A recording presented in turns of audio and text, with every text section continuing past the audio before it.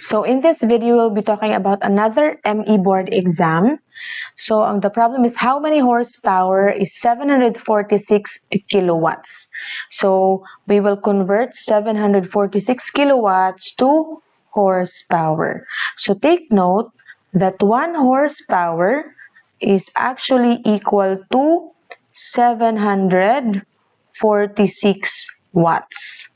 Okay? So, 746 watts po ang isang 1 horsepower. So, kung i-convert natin yan to kilowatts, okay, that will be equal to 0.746 kilowatts. Okay? So, if we will convert 746 kilowatts to horsepower, so that's 746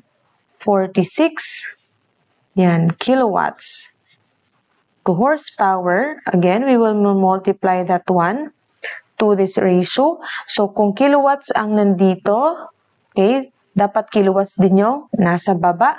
So, gagamitin natin itong kilowatts na 0.746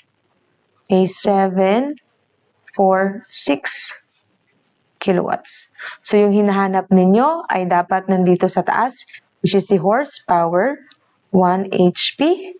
Yan. And therefore, by using your calculator, the 746 kilowatts is actually equal to 1,000 horsepower.